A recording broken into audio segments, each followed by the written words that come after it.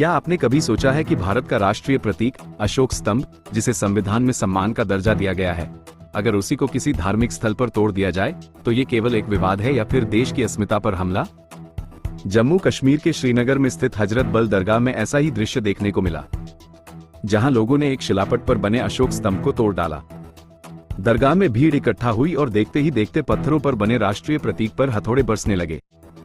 वजह? लोगों का कहना है कि दरगाह परिसर में इस तरह का प्रतीक इस्लाम की धार्मिक भावनाओं के खिलाफ है।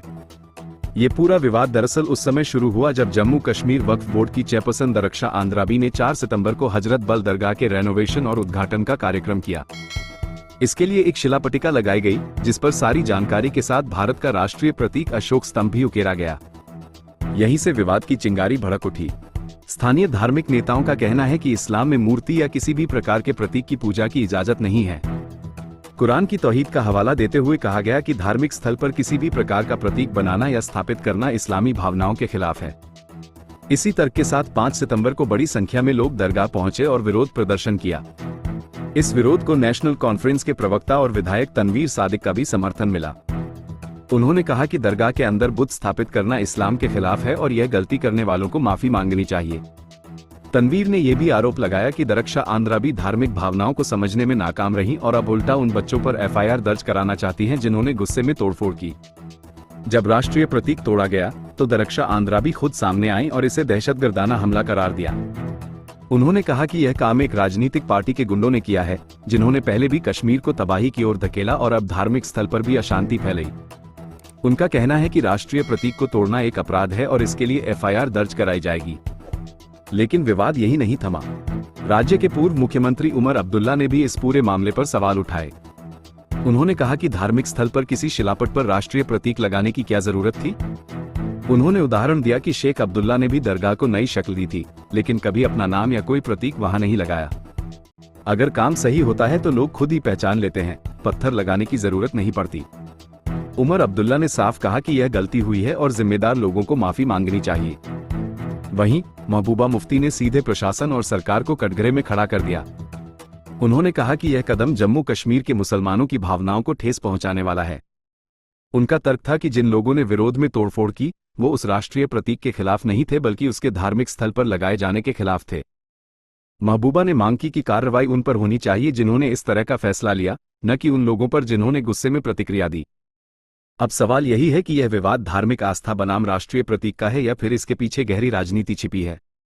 क्या ये कदम अनजाने में उठाया गया था या फिर जानबूझकर ऐसा किया गया ताकि राजनीतिक बहस को हवा मिले? इस पूरे मामले ने कश्मीर की राजनीति में हलचल मचा दी है।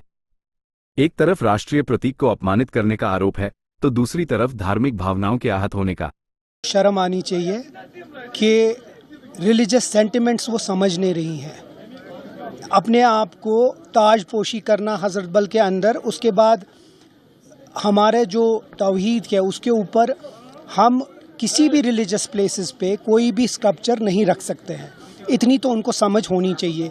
अगर उनको नहीं तो उनके जो बाकी लोग हैं उनको समझ आनी चाहिए। इसके बरक्स कि वो माफ़ी मांगे लोगों से और कुछ उसमें अपने आप को कुछ लोगों के सामने लाके माफ़ी वो एफआईआर करवाना चाहती हैं उन बच्चों पे। ये रिलीजियस सेंटिमेंट है और किसी भी रिलीजियस सेंटिमेंट्स को अगर हर्ट करना है वो गलत बात है। हम बड़े पुरजोर तरीके से उसकी मजम्मत। कलम को तोड़ना खुद की ये तो एक दहशतगर्दाना हमला है और एक सियासी पार्टी के गुंडे हैं जिन्होंने ये किया है।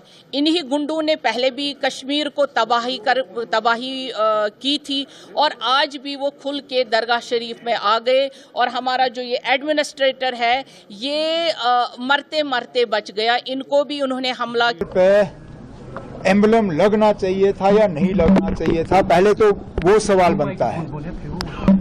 मैंने अभी तक किसी भी मजहबी दायरे में किसी भी फंक्शन में इस तरह का एम्बलम का इस्तेमाल होते हुए नहीं देखा है। तो क्या मजबूरी बनी थी कि हजरत बल के इस प्रोग्राम इस पत्थर पे एक तो एम्बलम इस्तेमाल और फिर पत्थर लगाने की क्या जरूरत थी ना? क्या काम काफी नहीं था? दरगाह हजरत बल को ये सूरत जो है, ये शक्ल शेर कश्मीर शेख मोहम्मद अब्दुल्ला ने दिया था। मुझे तो बताइए ना, कहीं पे उन्होंने ऐसा पत्थर लगाया।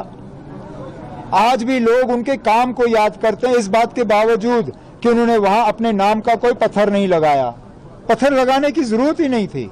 अगर काम सही होता तो लोग खुद ब खुद उस काम को पहचान लेते। अब चलिए, उन्होंने गलती की, हो गया, नहीं होना। इस किस्म का शिर्क वहां करेंगे आप, इस किस्म का कोई ऐसी चीज गुस्ताखी करेंगे जिससे जम्मू कश्मीर के लोग, खुसूसी मुसलमानों के जो जज्बात हैं वो मजरूह हो गए हैं।